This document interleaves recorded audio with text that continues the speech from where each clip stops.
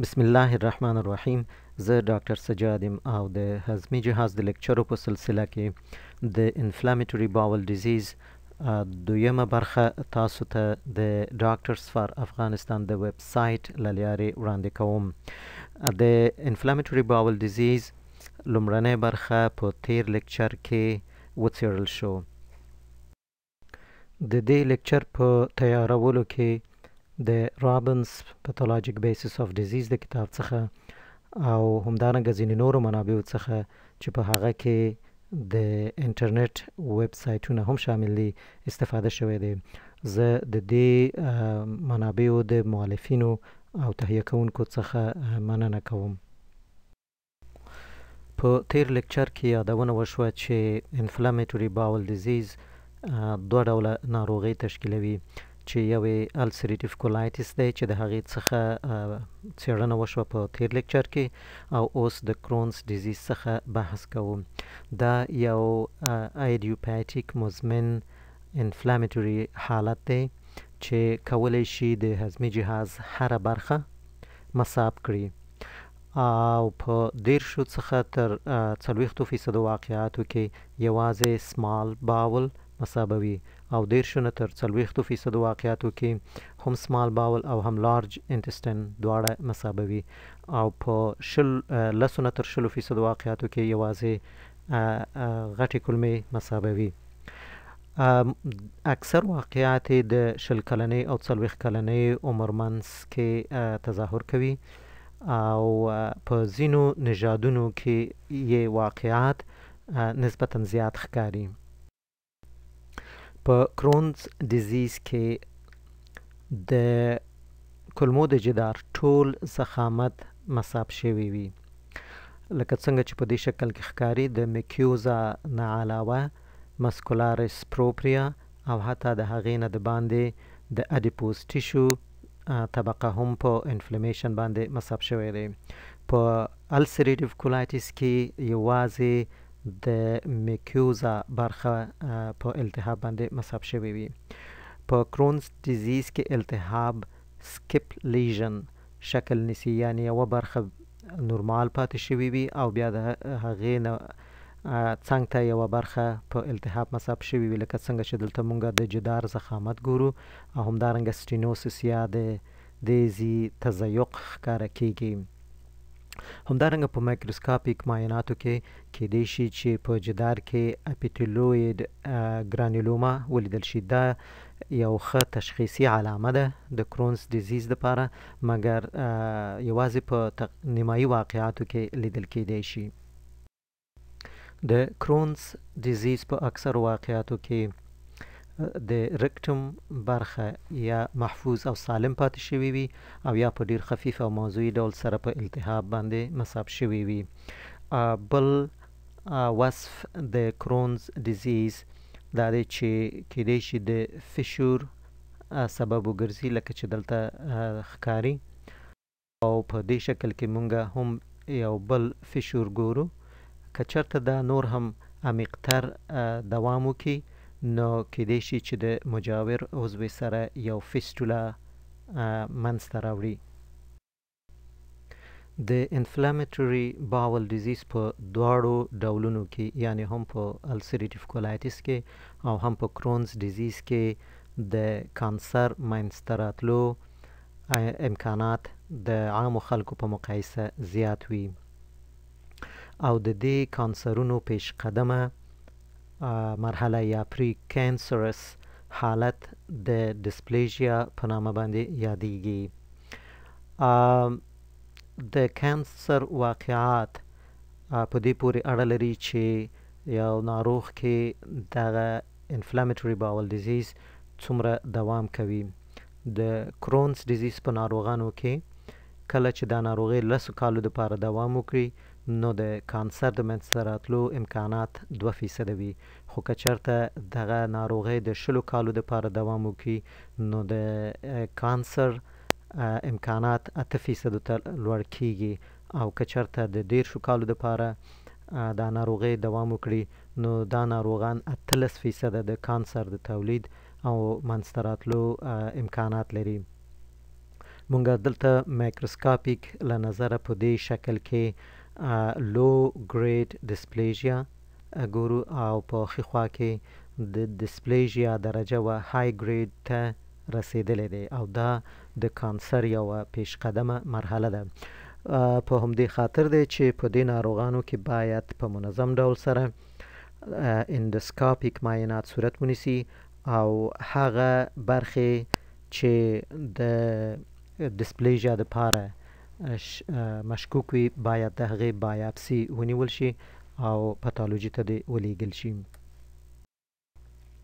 د کرونز ډیزیز او السریټیف کولایټس اهتمامات او تداوی د دواګانو په واسطه سره مشابه دي. په حقیقت کې داسې دوا وجود نه لري چې د السریټیف کولایټس او کرون ډیزیز د کامل علاج سبب وګرځي. دا ناروغان د اعراضو حاد او شدید حملات لري او د دې حملاتو په دوران کې دوی شدید بطني دردونه، اسهالات او ریکټل بلیډینګ لري او د دې حملاتو ترمنځ مرحله کې دوی د ریمیشن حالت لري چې په دې دوران کې اعراض یا ډیر خفیف وي او یا هیڅ وجود نه لري. داسې کوم غذایی رژیم هم نه دی پیژندل شوی چې د ناروغانو سره مرسته وکړي، نو هیڅ ډول پرهیز ته ضرورت نه وي. عمومي مقصد د اهتماماتو دا وي چې د ریمیشن حالت د منځته راوړل شي او د ریمیشن حالت د وساتل شي. د دواګانو جانبي عوارض د په کمه اندازه وساتل شي او یا د هغوی مخنیوی وشي، او بل دا دی چې کوشش دی وشي چې د اعراضو د تخفیف له لارې د ورځنی نورمال ژوند و ناروغانو ته ممکن وګرځول شي او د دې لپاره چې د کانسر خطرات کم وساتل شي نو منظم انداسکوپي او کولوناسکوپي معایناتو ته ضرورت وي تر څو چې د کانسرونو پیش قدمه مرحله د تشخیص شي او د هغوی علاج د په ډیره اولنیو مراحلو کې وشي. 5 امینو سلیسیلیک اسید دواګانې د انفلاماتوري باول ډیزیز په تداوی کې ډیر معمول دواګانو څخه شمیرل کیږي. دا دواګانې اسپرین ته مشابه ساختمان لري، که څه هم په خپله اسپرین چې اسیټیل سلیسیلیک اسیدز دي کوم تاثیر د انفلاماتوري باول ډیزیز په تداوی کې نه لري.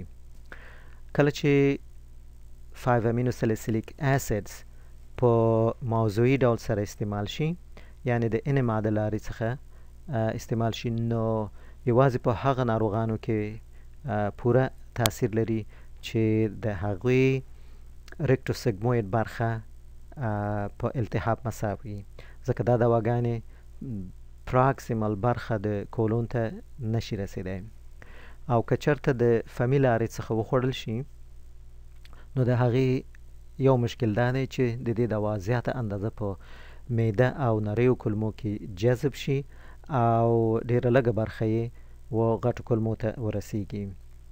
نو د دې دوا ځینې مستحضرات داسې جوړ شوي دي چې د هغوی جذب په معده او نریو کلمو کې صورت نه نیسي او کله چې ټرمینل ایلیم برخې ته او کولون ته ورسیږي دا دواګانې آزاد شي او فعال شي او هلته یې مؤثریت شروع شي.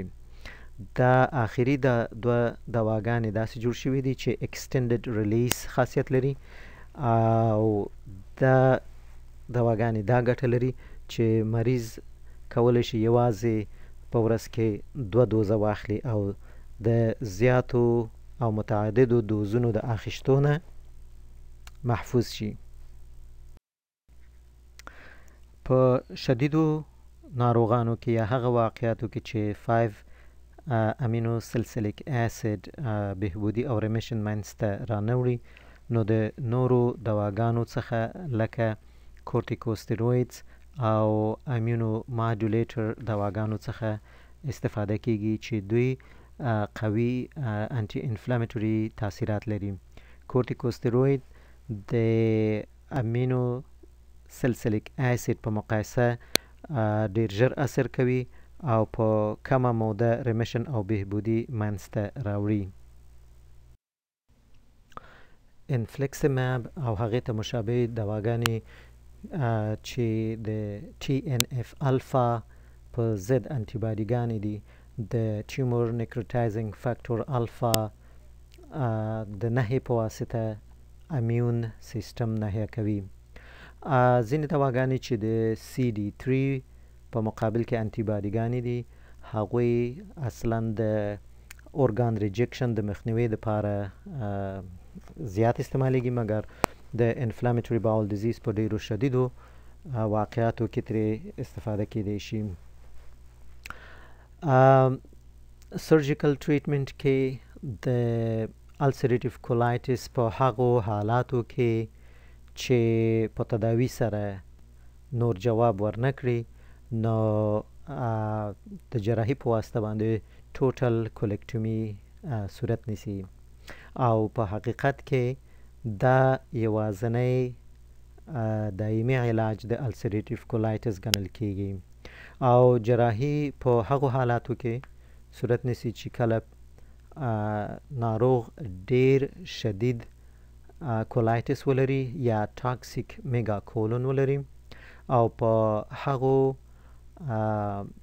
ناروغانو کې چې په ډیر طولاني ډول سره دوی کولایټس ولري چې ټول کولون یې مصاب کړی وي یا هغه حالاتو کې چې لیفت ساید کولون مصاب وي او په هغوی کې د کانسر خطر زیات وي او یا په هغو ناروغانو کې چې شدید کولایټس لري او نورو دواګانو سره یې جواب قناعت بخش نه وي. په کرونز ډیزیز کې جراحي په هغو حالاتو کې استدباب لري چې کله فیسټولا یا ابسس سبب شوی وي او یا دا چې د کلمو د انسداد سبب شوی وي. زه په آخره کې ستاسو د توجه څخه ډیره مننه کوم او هیله مند یم چې دا لیکچر تاسو ته ګټور تمام شي. زه د ډاکټرز فار افغانستان د ویب سایټ څخه هم مننه کوم چې ماته د زمینه را برابر کړې چې زه ستاسو په خدمت کې ځینې تعلیمي مواد در وړاندې کوم. په آخره کې مو په لوی خدای سپارم. السلام علیکم ورحمت الله.